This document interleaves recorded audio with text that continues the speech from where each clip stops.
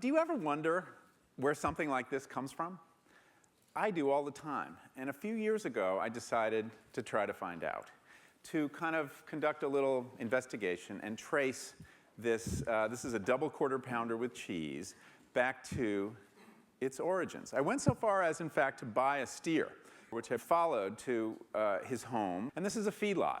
There's one on Route 5 in California, and you can smell it 3 miles before you get there. These are some of the most hideous landscapes of the 20th century, and God knows there's some competition.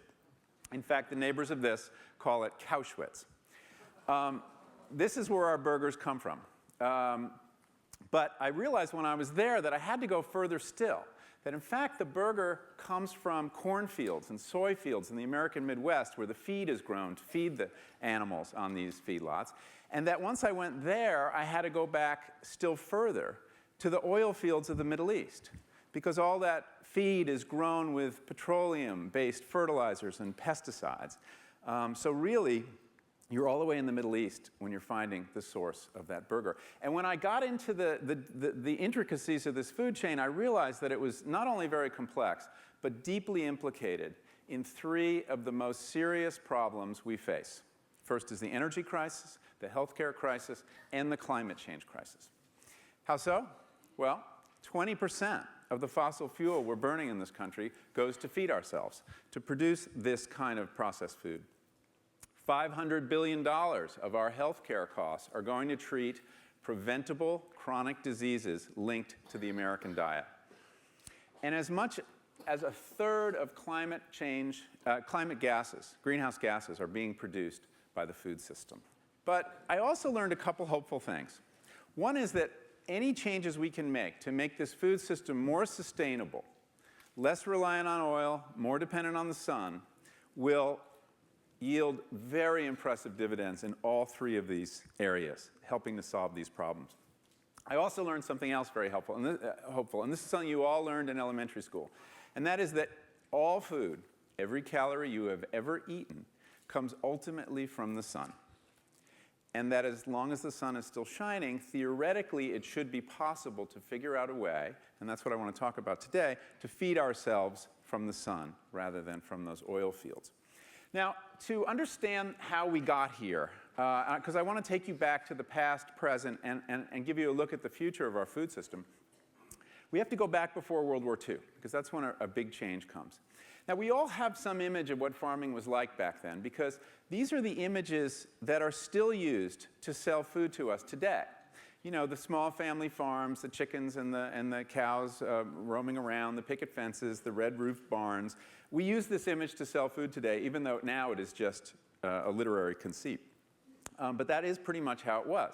And we basically took this fairly natural system and turned it into something much more closely resembling a factory. It worked. It worked incredibly well. We got amazing amounts of calories off the land. Where before World War II, a single farmer could feed 20 of us, 20 other people and his family.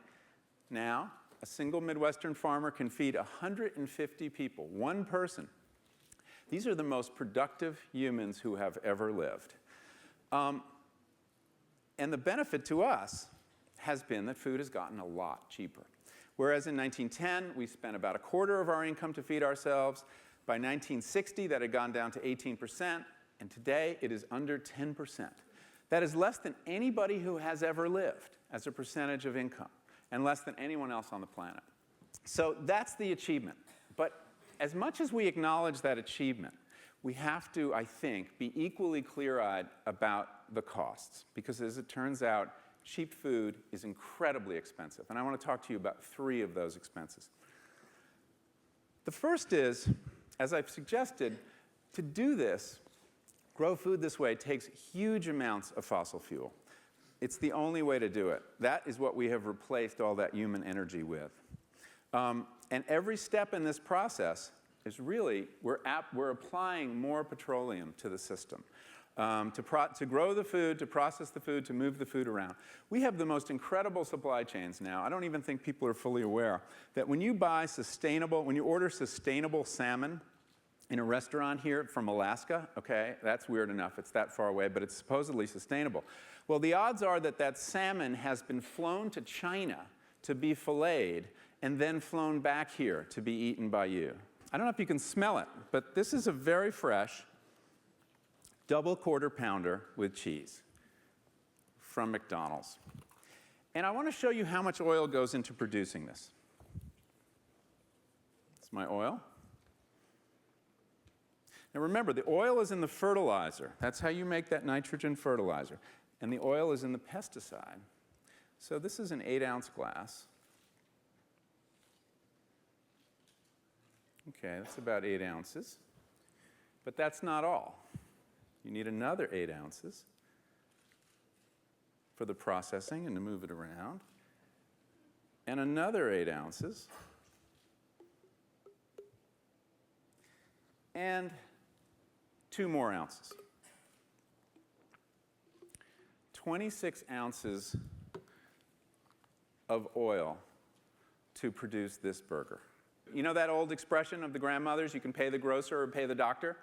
Well, we've chosen, without being asked, to pay the doctor. All these cheap calories are taking a tremendous toll on our health. We're eating 500 more calories per person per day since Earl Butz came around and revolutionized the food system. 500 for each of us. And we're about 17 pounds fatter, corrected for age. 2/3 of us, overweight. 1/3 of us, obese. 1 in 3 Americans, and they don't all live in the Midwest. 1 in 3 will get type 2 diabetes, born in the year 2000, okay?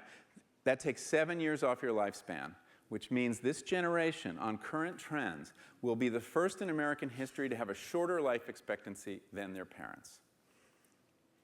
4 of the top 10 killers, chronic diseases linked to diet. The healthcare crisis, that phrase, is a euphemism, in large part, for the catastrophe of the American diet. We have created a situation in this country where the rational thing to do if you're poor is to buy unhealthy calories. You can test this by going into a supermarket with $1, okay? And conduct a treasure hunt for calories. Goal, get as many calories as you can for $1. You will find on the processed food aisles in the middle of the store, you can get 1,200 calories of snack foods for that $1. But if you take the same $1 to produce, you can only get 250 calories of broccoli or carrots. And this is the result of the way we subsidize food in this country. We're doing nothing for the broccoli growers. We're doing a whole lot for the corn and soy growers, with the result that we are getting the food system that makes it rational to eat, to make unhealthy choices. Now, the third and last cost of this system I want to address is the cost to our ecosystem. That burger, 26 ounces of oil, well, as you can imagine from that, it also has quite a carbon footprint. 13 pounds of carbon into the air, which is the equivalent of burning 7 pounds of coal, okay? There's another source of very serious pollution that's coming off of this meat industry, and that is feedlot pollution. Every cow on that feedlot is producing 120 pounds of manure every day. That is the equivalent of between 20 and 40 people. Take a big feedlot, like this one in Idaho, Simplot's feedlot in Idaho. 150,000 animals in one place generates as much waste as a city of 3 million people, the city of Chicago.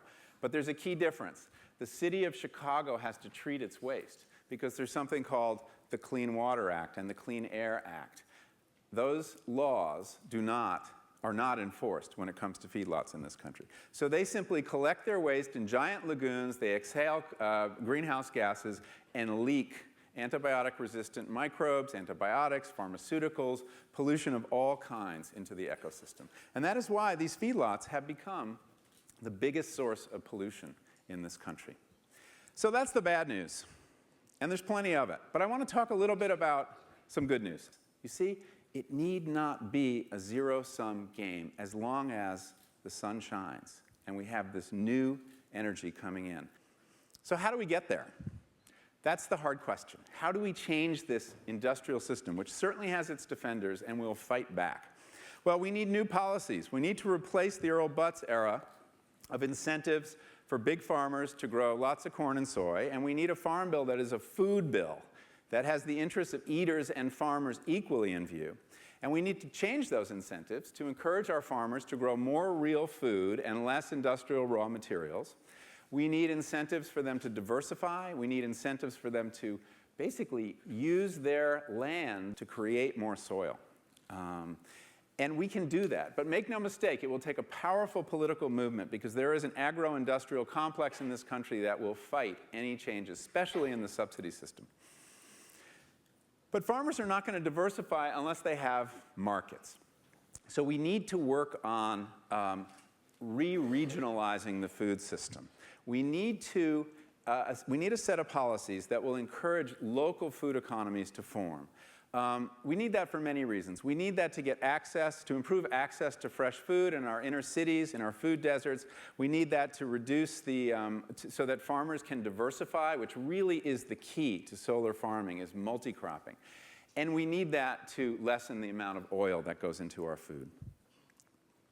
Lastly, there's what we can do. As a culture, we are deeply implicated in this system. We expect food to be fast, cheap, and easy. And that unless we make changes in our own behavior, unless we start voting with our forks, this isn't going to happen. It has to be demand-driven. But there's a lot we can do. If we start eating real food again, if we go to the farmer's market instead of the supermarket when we can. We have seen with the rise of the organic industry, with the rise of pastured beef production, that consumers voting with their forks in fact, are something greater than consumers. They are creators. They're creators of these alternative food systems. You know, I've spent the last couple years trying to answer the supposedly incredibly complicated question of what we should eat if we're concerned about our health, which to read the media you would think is, rocket science. And I realized after 2 years of doing this research that I could boil it all down to 3 sentences and 7 words. And there they are. Eat food, not too much, mostly plants. A little bit easier said than done because food, isn't it all food? Well, no. Increasingly, our supermarkets, our restaurants are full of what I call, of substances that don't deserve to be dignified with that word. I call them edible food-like substances. That's what you need to stay away from.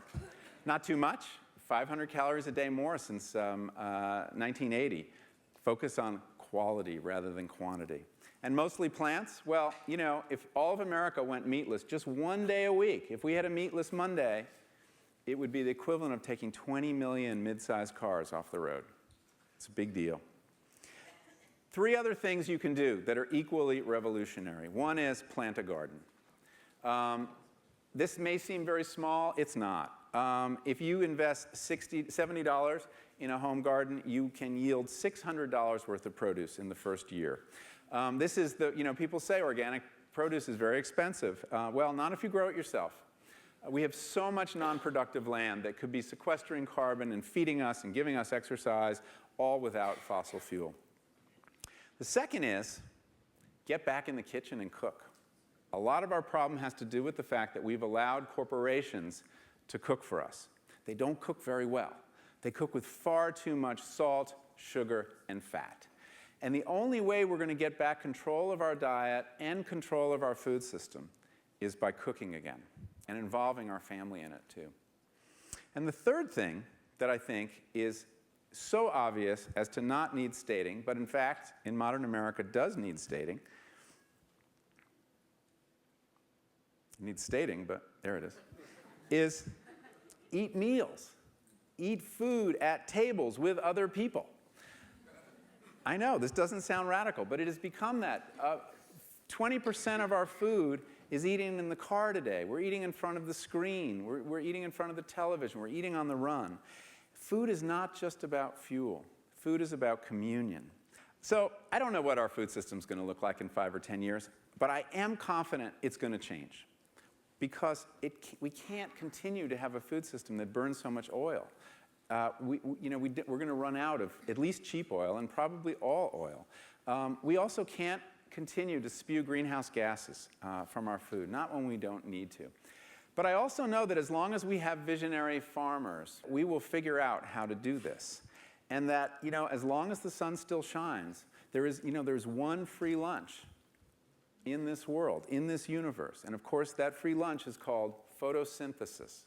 And as long as we still have that, it means that, you know, of all this complex industrial civilization that we need to get off of oil, if one area can be resolarized, surely it is lunch. Thank you very much.